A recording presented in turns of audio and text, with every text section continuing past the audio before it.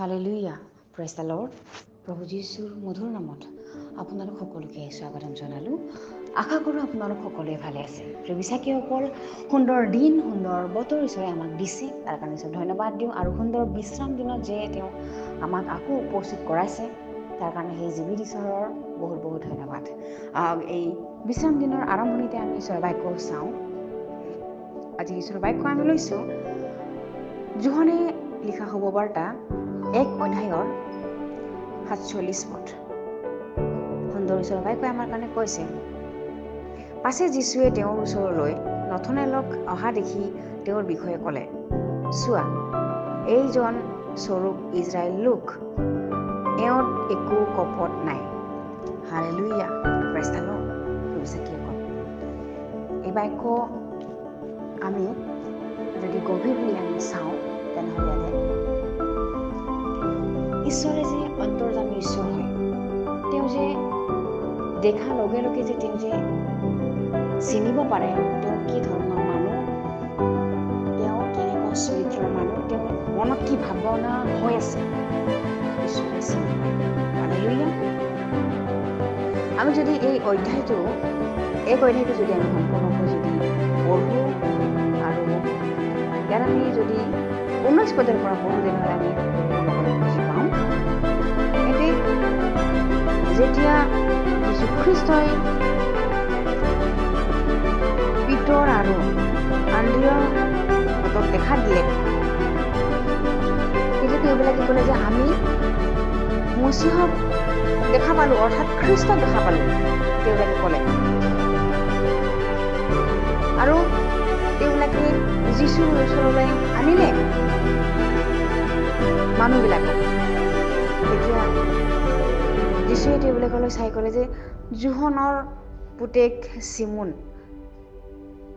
তোমাৰ নাম কৈফা হ'ব। তেওঁ এনেকৈ পিতৰৰ ফালে চাই তেওঁ কৈছিলে যে কৈফাৰ অৰ্থ হ'ল পিতৰ, আৰু পিতৰৰ অৰ্থ হ'ল শিল। Hallelujah, praise the lord. যেতিয়া তেওঁ এনেকৈ কোৱাৰ পাছত পিছদিনাখন যেতিয়া তেওঁ গালিলয়লৈ যাবলৈ যেতিয়া মন কৰিলে, তেতিয়া ফিলিপক লগ পালে। আৰু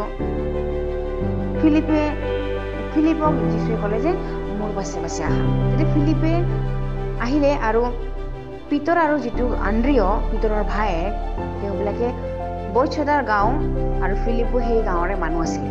তেওঁবিলাকে সেই বৈচ্ছদা গাঁৱলৈ আহি আছিলে।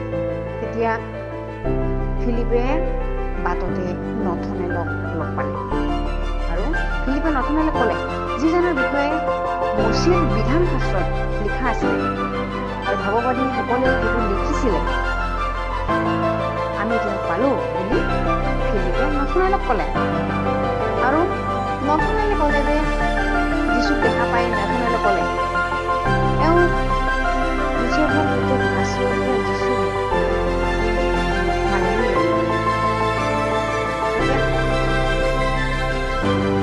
নথনেলে ক'লে যে নাছৰথত আৰু উত্তম বস্তু ওলাব পাৰেনে?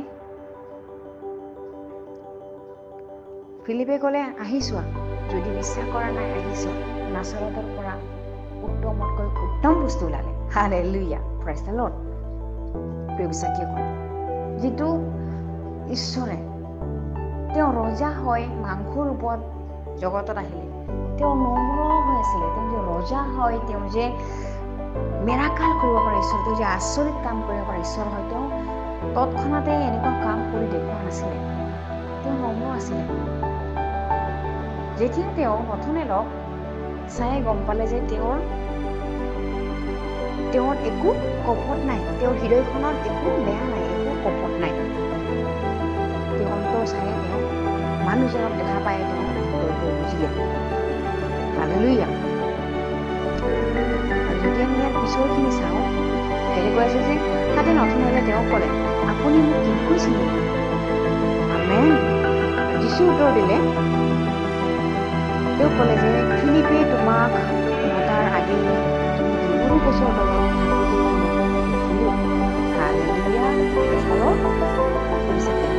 এজন অচিনাকি ব্যক্তি, অচিনাকি নেদেখা মানুহ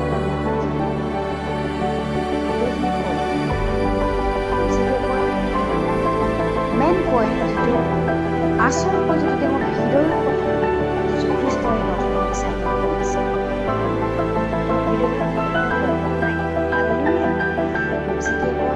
আমি এই বুক খাই প্ৰাৰ্থনা প্ৰেয়াৰ কৰিলেও কাৰ হৃদয়ত কি চলি আছে, কোন মুহূৰ্তত কোন ব্যক্তিয়ে কি ভাবি আছে আমি নাজানো। কিন্তু কেতিয়াবা এনেকুৱা হয় প্ৰাৰ্থনাটো এক মনৰ নহয়, এক মনৰ প্ৰাৰ্থনা নকৰে, তাৰ কাৰণে আমি উত্তৰ নাপাওঁ। কিন্তু ঈশ্বৰে জানে তেওঁবিলাকে মোক গভীৰ হিচাপে লৈ প্ৰাৰ্থনা কৰিছে নে ওপৰে ওপৰে প্ৰাৰ্থনা কৰিছে। সেইকাৰণে তেওঁ উত্তৰ দিয়াটো দেৰি কৰে। কিন্তু সেই সময়ত নথনেলক দেখিয়েই যীশুখ্ৰীষ্টই ক'লে যে তেওঁৰ মনত কোনো কপট নাই।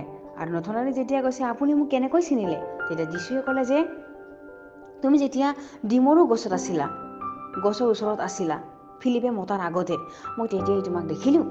তেতিয়া নথনেলে ক'লে যে ৰবি আপুনি ঈশ্বৰৰ পুত্ৰ, আপুনি ইজৰাইলৰ ৰজা। তেওঁ তেতিয়া ক'লে হালেলুয়া।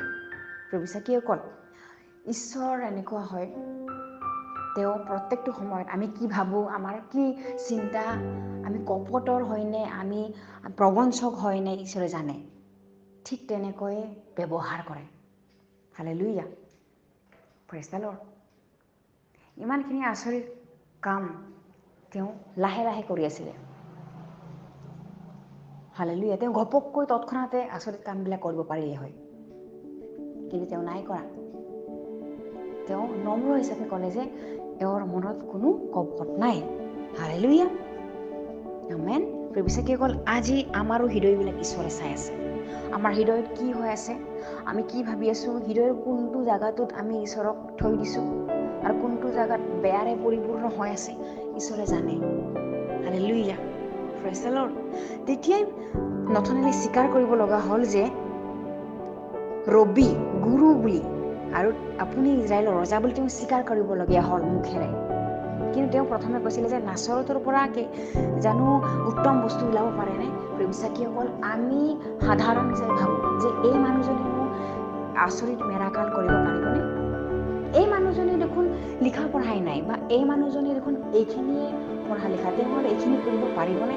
প্ৰভুসাকীসকল, ঈশ্বৰে শূন্যৰ পৰা পৃথিৱীখন বনালে, আকাশ পানী আন্ধাৰ পোহৰ গছ গছনি সকলোবোৰ বনালে। ঈশ্বৰৰ কাৰণে কোনো অসম্ভৱ নহয়, সকলো সম্ভৱ। প্ৰভুসাকীসকল, আপুনি আজি ক'লা হ'ব পাৰে, আপুনি আজি নানা ধৰণৰ আপুনি আজি কথা ক'ব নোৱাৰিব পাৰে, কিন্তু ঈশ্বৰে আপোনাকে ব্যৱহাৰ কৰিব। আপোনাকে ঈশ্বৰে ব্যৱহাৰ কৰিব। ঈশ্বৰে অসম্ভৱক সম্ভৱ কৰিব পাৰে। ঈশ্বৰ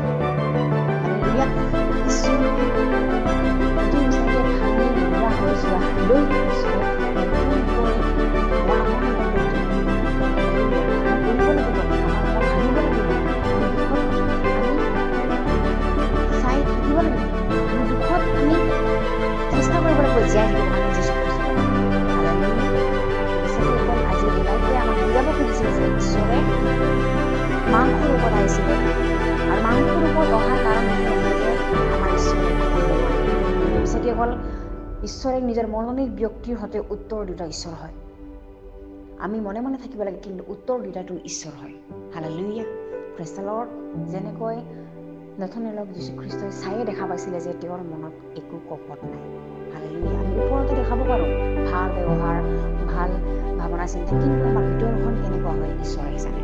হালেলুয়া, বিশ্বাস কৰোঁ এনেকৈ যোগেৰে আপোনালোক সকলোৱে আশীৰ্বাদ প্ৰাপ্ত হৈছে বুলি আহক আমি তেনেকৈ প্ৰাৰ্থনা কৰোঁ। ধন্যবাদ, ধন্যবাদ যীশু, সুন্দৰ বিশ্ৰামত ধন্যবাদ প্ৰভু। আমাৰ হৃদয়বিলাক যাতে সদায় চাফা লাগে তোমাৰ কাৰণে, তোমাৰ গ্ৰহণীয় হ'বৰ কাৰণে প্ৰভু আমাৰ হৃদয়বিলাক চাফা কৰি ৰখা, শুনি থকা কৈ থকা সকলোকে তুমি একে সমানে ৰাখিবা। এই সকলো যাচনা নাছিল প্ৰভু যীশু নামত খুজিছোঁ, আমেন।